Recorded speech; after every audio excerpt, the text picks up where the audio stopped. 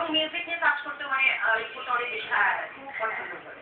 এবং ওরা যখন মিউজিক বাজে আমি ওদের সাথে যে ওদের আমিও গান গেতে থাকে সাথে লাইক ওরা যেভাবে গান গাচ্ছে আমি ওদেরকে সঙ্গ দিচ্ছি। আচ্ছা। আর ওদেরকে রান্না করে না রান্না করে কাজ করে আবার যেভাবে আমার যে গানটা ভালো লাগে আমি ওগুলি গানটা আবার বাজাও। আচ্ছা আচ্ছা। তো এই যে ছোটবেলা থেকে তো আসলে গানের সেই জায়গাটা ছিল, আম্মু ছিল গান করছিল করে এবং সেই জায়গা থেকে একটা ইন্সপিরেশনের জায়গা বলা যেতে পারে।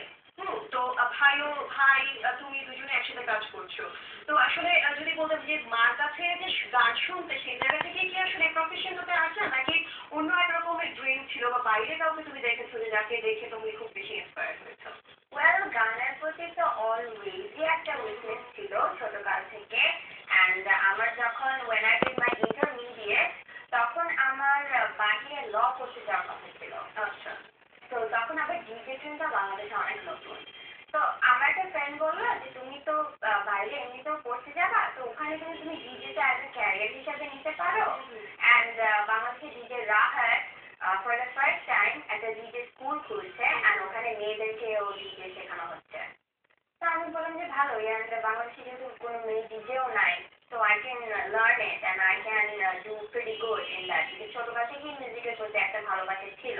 আচ্ছা। তো তারপর তো শেখার পরে আমার বিদেশেও যাওয়া হলো না কিছুই, লাইক তারপরে মিউজিক কমপ্লিটলি বাংলাদেশে করা স্টার্ট করলাম। অ্যান্ড ইনফ্যাক্ট এখন আমি এই মিউজিকটা ইন্টারন্যাশনালি করতেছি। আচ্ছা বাহ, মানে খুবই ভালো। আচ্ছা, একজন দর্শক কিন্তু বলছিল, রনি বলছিল যে এবং পাণ্ডব ভাই বলছিল যে এই ডিজে প্রফেশনটা ছাড়াও কিন্তু তোমার আরেকটি, আমি জানি যে তুমি আরেক জায়গায় ভালো বসেছো উপস্থাপনা, হ্যাঁ সেই জায়গায় আসলে কিভাবে আসা, কিভাবে কাজ করছো? কারণ আমি যতটুকু জানি তুমি অনেক ভালো কাজ করো, খুব ভালো একজন উপস্থাপিকা। তো আন্টি এই বিষয়টি আপনি কিভাবে এনজয় করেন? হ্যাঁ, এটাও আমার কাছে খুব ভালো লাগে। আমি ওকে এই জন্য বলি সবসময় যে একটা কাজ করছো এটার পাশাপাশি আরো করো, আরো কিছু করো। আচ্ছা। যেটা মানে তোমার ভালো লাগে সেটা করো তুমি। এবং ও যখন অ্যাক্টিং করে আমার কাছে খুব ভালো লাগে। আমি ভাবতেই পারি না ও এত সুন্দর করে অ্যাক্টিং করতে পারবে। আমি বলতে মানে কোনো সময় চিন্তাই করি। আচ্ছা, এরপরে কোথায় দেখতে চাচ্ছেন সনিকাকে? হ্যাঁ, এরপরে আমার ইচ্ছা আছে যে একটু নাটক করি। আজকে আমরা কিন্তু জেনে ফেললাম একটা টপ সিক্রেট, কিন্তু আর কি সনিকারও ইচ্ছা আছে নাকি যে অভিনয় করেন? If I get a good script then I'm still looking for a good story. এখনো ভালো story আচ্ছা, সেটা কোন জায়গায়? কি চলচ্চিত্র না নাটক, চলচ্চিত্র? আপাতত আমি Telefilm or my TV screen থেকেই আগে আগাতে চাচ্ছি। And যেহেতু এখান থেকেই স্টার্ট আমার, so I'm still looking for a good story, যেটা কিন্তু আমার অলরেডি একটা ইমেজ কিন্তু ক্রিয়েট হয়ে গেছে মার্কেটে। তো ওই অনুযায়ী I'm looking for a story যেটা আমার ইমেজের সাথে যায়। আচ্ছা, মানে ক্যারেক্টারিস্টিক্সের সাথে যেন যায় এবং মিশে যায় যেন, এবং সেটা দেখতেও ভালো লাগবে।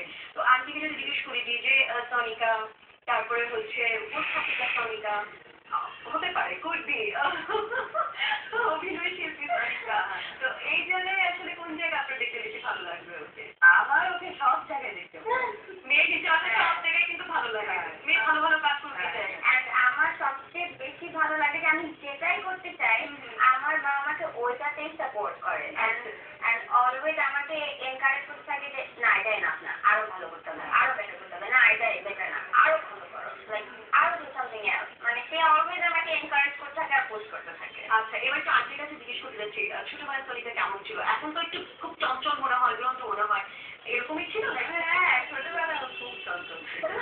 আর ছোটবেলায় চঞ্চল ছিল, এত কিউট ছিল যে সবাই ওকে খুব আদর করতো। এখন আমরা সবাই ওকে আদর করি। আচ্ছা, মজার কোনো স্মৃতি আছে, মজার কোনো ঘটনা আছে যেটা ও ঘটিয়েছে এবং সেটা আসলে গল্পের মতো? হ্যাঁ, মজার ঘটনা যেরকম মানে ও তো খুব দুষ্টামি করতো। তো দুষ্টামি করতে করতে এমন একটা কাজ করে ফেলতো যে আমি ভয়ে অস্থির হয়ে যেতাম।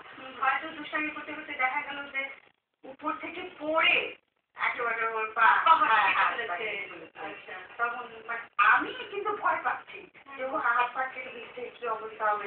ওর কিন্তু কোনো ভয় নাই, আচ্ছা। ও নর্মালি আছে। আমি ছোটবেলায় সনিকার এইম গুলো যদি বলি, হ্যাঁ, যে কিরকম ছিল, যে সে আসলে কি হতে চেত ছোটবেলা থেকে যদি বলি, এখন তো সে বড় হয়ে তার একটা জায়গা সে তৈরি করে নিয়েছে। ছোটবেলায় কিন্তু অনেকেই দেখা যায় এক ধরনের এইম থাকে, পরবর্তীতে এসে বড় হয়ে চেঞ্জ হয়ে যায়। কি ধরনের এইম ছিল? ছোটবেলায় ওর এইম ছিল যে ওই লয়ার হবে।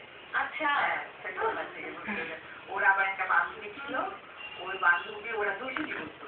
আচ্ছা, আমরা যেখানে যাবো আমরা দুজন সবাই একসাথে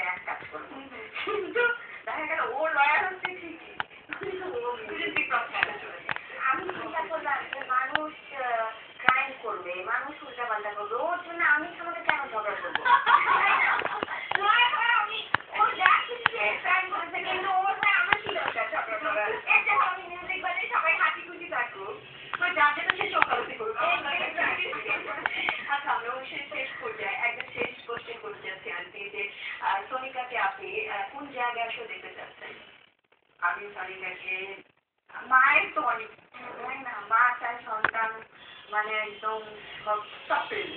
আচ্ছা, আমিও চাই না আমার মেয়ে ঠিক মানে বাংলাদেশ থাকে। আচ্ছা, সবাই যেন আরো ওকে প্রশংসা করে, আরো প্রশংসা আমি শুনি। আর আমি বলবো যে আমি আজকে যেখানেই আছি আমার মা বাবার দোয়া আর আশীর্বাদ ছাড়া কখনোই এই পর্যন্ত আসতে পারতাম না, কোনোদিন না। অ্যান্ড তাদের সাপোর্ট আছে বলে এই পর্যন্ত আমার আসা।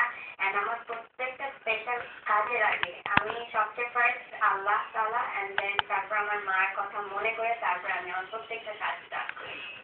Very good. এবং খুবই ভালো লাগলো আজকে কথা বলে। এবং আন্টি আপনাকে এবং সানিকা তোমাকে দুজনকেই ধন্যবাদ আমাদের অনুষ্ঠানে আসার জন্য এবং আমাদের এই অনুষ্ঠানটাকে আরেকটু সুন্দর করবার জন্য। Thank you so much for inviting us.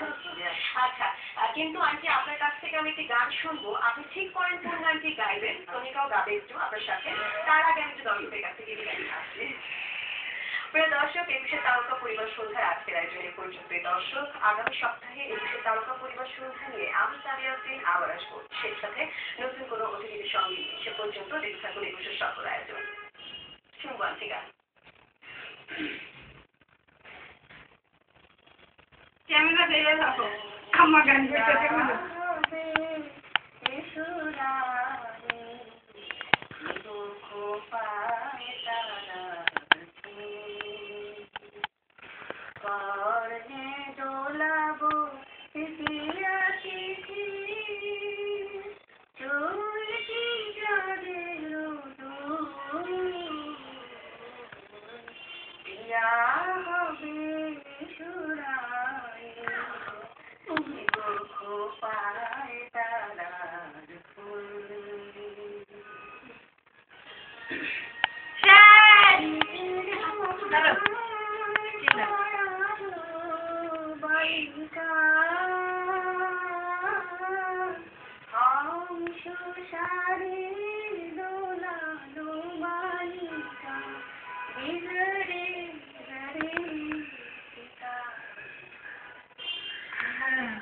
ভালো